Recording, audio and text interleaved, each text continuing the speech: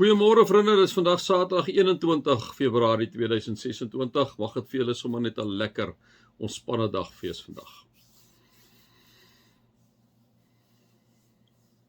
Vader God, God die Vader, Seun en Heilige Gees. Baie dankie dat U vir ons lief is. Gaan ons verstand te bowe, Here, ons koppies is te plat daarvoor dat U is 'n groote almagtige God. So omsien na ons. En maar ons wil vir U kom sê baie dankie vir U liefde vir elkeen van ons. Amen. Vriende, mag daar vir julle genade en vrede en oorvloed wees omdat julle God ken, Jesus ken en die Heilige Gees ken. Soos ek julle gesê het, ons het nou klaar gemaak met die eerste brief van die Tessalonisense. Ons gaan nou sommer oor na die tweede brief, ook 'n baie kort briefie wat Paulus skryf, 3 hoofstukke. Dit is letterlik, hierdie brief is nie lank na die eerste brief geskrywe nie. Daar's nog steeds verwarring oor die wederkoms, vriende. Hierdie mense kry swaar hierso. Julle moet onthou, hulle was heidene, hulle het tot bekering gekom. Die keiseraanbidding is volop daar. So hulle kry van oral af moeite. Hulle ly, liewe vriende, want as jy nie die keiser as God ervaar nie, dan is jy teen hom, as jy mos vir God die Vader, Seun en Heilige Gees aanvaar. So die mense het hulle ook vervolg daar, so hulle kry swaar, né? En dan kom skryf Paulus, dat ons weet in hierdie tyd, en hy gaan dit nou weer noem, julle gaan hoor die mooi taal wat Paulus gebruik, wanneer hy praat oor hierdie amazing gemeente, maar is 'n mooi gemeente hierdie, né, hierso in Tessalonisense.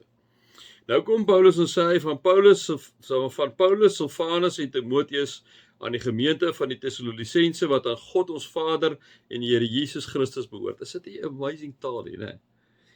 Hy kom sê vir hulle, julle behoort aan God die Vader en die Here Jesus Christus. Dit is wonderlike taal wat hy gebruik. Genade en vrede vir julle van God die Vader en die Here Jesus Christus. En dan kom sê hy, ons moet God altyd vir julle dank, broers. En dit is ook reg, want julle geloof neem sterk toe. En sonder uitsondering word julle liefde vir mekaar altyd meer. Is dit nie pragtig nie, liewe vriende? Ek sê mos vir julle in die vorige brief, as iemand dan sulke taal gebruik oor ons, dit is amazing taal, né? En ek moet sê, vriende, in ons gemeente beleef ek dit. Ek moet nou regtig vir julle sê, ek is mos nou 'n hele paar jaar al hierso, en deur al daai jare is dit wat ek by julle gesien het. Dit is wat ek by julle geleer het.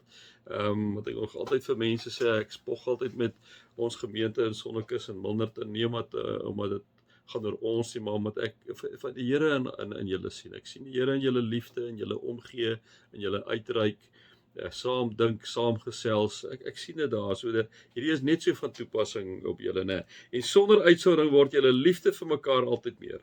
Daarom praat ons met trots van julle in die gemeenskap van God en vertel ons van julle volharding en geloof onder al die vervolging en lyding wat julle moet verdien. Nee, ons kry dan nou net die lyding en vervolging op hierdie stadium nie, maar ja, daarom praat ons met trots en praat ek ook met trots dat ek aan so 'n gemeente mag behoort. Dit is vir my so 'n groot voorreg en genade wat die Here gee om aan so 'n gemeente te behoort. En dis wat Paulus oor hierdie gemeente ook sê, pragtige stuk getuienis, né?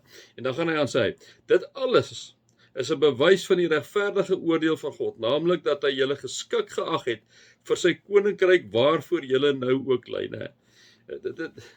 Dit is groot goed wat Paulus sê. Hy sê so, hierdie liefde, hierdie geloof van julle is so amazing dat God eintlik vir julle kom sê, maar julle wil net vir julle sê, julle is geskik vir sy koninkryk.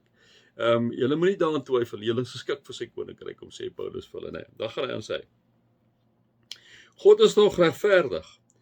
Die mense onder wie julle nou so ly, sal hy as straf ook laat ly, en aan julle lyding en ons en sal hy 'n einde maak wanneer die Here Jesus Christus met sy magtige engele in 'n vuurvlam uit die hemel verskyn, kom sê hy vir hulle, né? So hy gaan weer so 'n bietjie terug na die wederkoms om vir hulle te vertel hoe gaan dit lyk in daai tyd.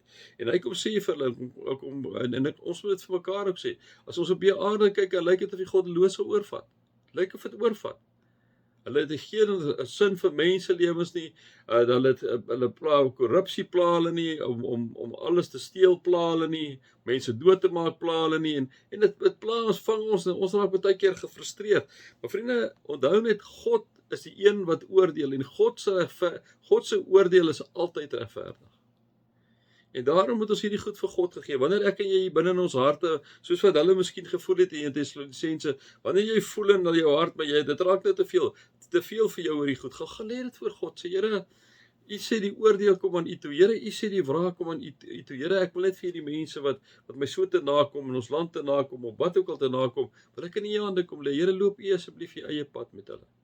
Help my verlos my van hierdie gevoel hier binne my, né? Hy sê en dan sê hy, dan sal hy die mense straf wat nie vir God ken nie en die wat die evangelie van ons Here Jesus nie gehoorsaam nie. Die ewige verdoemenis sal hulle straf wees, altyd geban uit die teenwoordigheid van die Here en van sy wonderbaarlike mag. Dis 'n verskriklike uitspraak, né? En vriende, kom ons herinner mekaar weer net, soos ek julle sê, ons kan hoe diplomaties en mooi wees, ons moet dit wees vriendelik en al die mooi goed. Maar vriende, as net een weg na die Vader. Dis Jesus is die weg, die waarheid en die lewe. Niemand kom by die Vader behalwe deur Jesus nie. Dis 'n nou weg, vriende. En ongelukkig is die mense wat nie in Jesus glo nie, gaan in die verdoemenis beland. Anders as ek en jy dit nie glo nie, moet ons die Bybel weggooi, né? Dan moet ek en jy net gaan vir pret en plesier in die lewe as ons dit glo. Maar daar is 'n hemel en daar is 'n hel. Punt. Dis wat die Bybel vir ons sê. Hoe dit gaan lyk en presies en hoe die alles uitspeel, dit weet ek en jy nie. Dit is nie vir ons om te weet nie. Maar dat dit daar is en dat dit beskrywe vir ons word oor en oor en oor is baie waar, vriende. En dan kom sê hy, dit sal gebeur op die dag wanneer hy kom om verheerlik te word deur die wat aan hom behoort, om eer te ontvang van almal wat glo. Julle sal ook daar wees, want julle het ons getuienis aan julle geglo. Daarom bid ons ook altyd vir julle. Mag ons God julle waardig maak vir die lewe waartoe hy julle geroep het. En mag hy deur sy krag julle liefde vir die goeie en die werk van die geloof volkome maak. Vriende, dit is 'n onsaglike, pragtige iets wat Paulus vir hierdie gemeente kom toe bid, né? Toewens. Ek wil dit ook vir julle kom toewens en ek gaan dit stadig lees. Mag ons God julle in Sonnekus gemeente in Milnerton, julle wat deel is van die Here Jesus Christus se liggaam. Mag ons God julle waardig maak vir die lewe waartoe hy julle geroep het. Mag hy ons waardig maak, Here, die Heilige Gees in ons woon. Dat mense die Heilige Gees in jou en my lewe kan raak sien hier in Sonnekus gemeente. En mag hy deur sy krag julle liefde vir die goeie en die werk van die geloof volkome maak. En mag hy deur sy krag, want dit is 'n groot krag wat ons is. Die krag van die Heilige Gees is in ons. Ons het toegang tot hierdie krag. En mag hy deur sy krag julle liefde vir die goeie, omdat ons altyd kyk na wat is die beste, wat is die goeie wat God wil hê moet doen. As daardie krag help ons om dit te ontgin. En die werk van die geloof volkome te maak, dat ons ook sal uitreik op 'n bekeringsvlak na mense te vir mense vra, ken jy die Here Jesus Christus? Is die Here Jesus Christus deel van jou lewe?